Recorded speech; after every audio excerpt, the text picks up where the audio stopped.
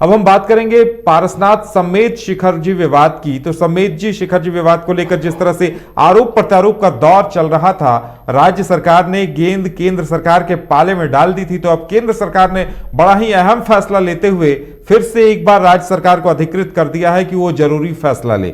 लेकिन सवाल ये उठता है कि राज्य सरकार अब क्या निर्णय लेगी। साथ ही केंद्र ने यह भी स्पष्ट कर दिया है कि वहां पर्यटन संबंधी गतिविधियों पर रोक लगा दी जाए। तो अब देखने वाली बात यह होगी कि राज्य सरकार निर्णय क्या लेती है। लेकिन इतना जरूर तय है कि जिस तरह से इस निर्णय को एक दूसरे के ऊपर थोपने की कोशिश की गई, वो कहीं न कहीं सवाल खड़े करता है। वहीं दूसरी तरफ एक और पहलू इस मामले का यह आ रहा है कि वहां पर स्थानीय संथाल समुदाय के लोगों ने भी दावा ठोक दिया है। उनका कहना है कि पारसनाथ पहाड़ी पर सबसे पहले संथाल समुदाय के स्थानीय लोगों का हक है, जो सदियों से वहां रहते आ रहे हैं। पहले उनकी बात की जानी चाहिए, उसके बाद वहां जैन समुदाय की बात की जानी चाहिए। हालांकि यह जैनियों का भी देश का सबसे बड़ा तीर्थस्थल है और जैन समाज की मांग है कि वहां पर उसे तीर्थस्थल घोषित किया जाए। और ज्यादा जानकारी के लिए इस वक्त हमारे साथ हमारे संवाददाता शाहनवाज जुड़े हुए हैं। शाहनवाज जी, पारसनाथ समेत जी शिखर जी विवाद को लेकर जो बातें सामने आ रही है, कुल मिलाकर पहले राज्य सरकार ने गेंद केंद्र के पाले में डालने की कोशिश की और अब केंद्र ने पर्यटन संबंधी गतिविधियों पर रोक लगाते हुए राज्य सरकार को ही निर्णय लेने के लिए अधिकृत कर दिया है। तो ऐसे में क्या अब तो राज्य सरकार को कोई ना कोई निर्णय लेना ही पड़ेगा, वो भी जल्द से जल्द। अब देखिए, अगर एक लाइन में इसका जवाब हो तो इस समस्या का समाधान निकल गया है। जो एक विषय था, जिस केंद्र सरकार के एक गजट की वजह से इको सेंसिटिव जोन और टूरिज्म की गतिविधियों की इजाज़त दी गई थी, उस इजाज़त को अब ख़त्म कर दिया गया है, निरस्त कर दिया गया है। यही वजह है कि देश भर से जो जैन समाज के लोग कहीं न कहीं केंद्र सरकार, राज्य सरकार के इस स्टेप का स्वागत कर रहे हैं। अब से थोड़ी देर पहले जैन समाज के कई लोगों से बातचीत हुई है। उन लोगों तमाम लोगों ने केंद्र राज्य सरकार को धन्यवाद दिया है और खुद जिस तरह से केंद्रीय मंत्री भूपेंद्र यादव से जैन समाज के लोगों ने मुलाकात की और उसके बाद इस समस्या का लगभग यूं कह सकते हैं समाधान निकल गया है।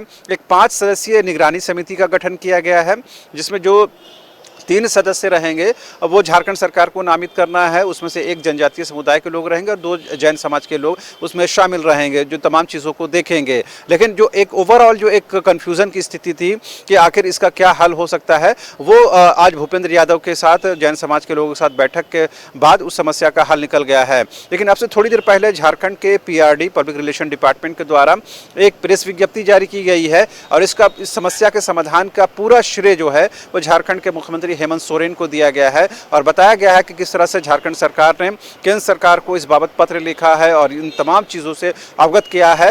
राज्य सरकार के पत्र के आलोक में ही केंद्र सरकार ने यह डिसीजन लिया है और कहीं न कहीं ये श्रेय जो है मुख्यमंत्री हेमंत सोरेन को जाता है। तो ये कहीं न कहीं राजनीति अपनी जगह अपने लिए ज़मीन तलाश लेती है, उस नज़रिए से देख सकते हैं। लेकिन जैन समाज के नज़रिए से देखें तो उनके लिए बड़ी राहत की खबर है, बहुत खुशी की खबर है कि जो अब इको सेंसिटिव जोन की बात है या टूरिज्म स्थल चयनित करने की बात है, वो निरस्त कर दिया गया है। कहीं ना कहीं एक बड़ी राहत की खबर है। यही वजह है कि जैन समाज के लोगों ने अपना जो मौन यात्रा थी या फिर यूं कहें पूरा विरोध प्रदर्शन का जो सिलसिला था उसे समाप्त कर दिया है और कहीं ना कहीं इस मामले का लगभग यूं कह सकते हैं पटाक्षेप हो गया है।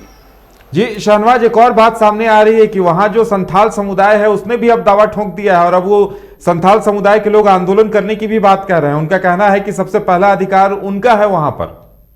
देखिए, बातें अभी बहुत सारी निकलेंगी। इसी वजह से निगरानी समिति में एक जनजातीय समुदाय के व्यक्ति को भी शामिल करने की बात की गई है और कहीं ना कहीं एक यूनानिमस डिसीजन, ताकि तमाम जो समाज के लोग हैं, तमाम जो वर्ग के लोग हैं वो एक्सेप्टेबल हो उनके लिए। यही वजह है कि जनजातीय समुदाय से भी एक व्यक्ति को शामिल किया जाएगा। लेकिन यह आगे आने वाले दिनों में ये चीज़ें और विस्तार लेंगी। अब देखने वाली बात होती है कि जो अभी प्रथम चरण में जो अभी सबके सामने जो बड़ा विवाद था, जो बड़ी समस्या थी, उसका तो कम से कम हल हो गया है, उसका पटाक्षेप हो गया है। अब देखने वाली बात होती है कि इसका और क्या कुछ रिएक्शन हो सकता है या और क्या कुछ लोग इससे अपने नज़रिए से इस चीज़ को देखते हैं, वो अलग बात हो सकती है। लेकिन ये कहीं ना कहीं जिस तरह से राजनीति का विषय भी बन रहा था, आरोप प्रत्यारोप का विषय बन चुका था, उसका कम से कम ये पटाक्षेप हो गया है, समाधान हो गया है।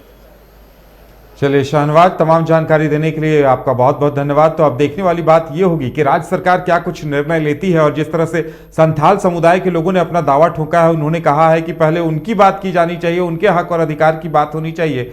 तो यहां भी देखने वाली बात होगी कि राज्य सरकार निर्णय क्या लेती है। फिलहाल हमारे साथ इस खास पेशकश में इतना ही। हमें दीजिए इजाजत और आप देखते रहिए न्यूज़ बाइस्कोप। नमस्कार। श्री बालाजी लेकर आए हैं बिहार झारखंड में सबसे कम दरों पर धार्मिक रेल यात्रा। श्री बालाजी धार्मिक यात्रा के अंतर्गत उचित दर पर करें 4 धाम यात्रा के साथ ज्योतिर्लिंग यात्रा, वैष्णो देवी यात्रा, रामेश्वरम धाम यात्रा और नेपाल विदेश यात्रा। राजस्थान यात्रा के माध्यम से खाटू श्याम बाबा के दरबार में दर्शन सहित संपर्क करें Samriddhi complex, Harmu road, Kishorganj Chowk, Ranchi. Phone number 9122760999।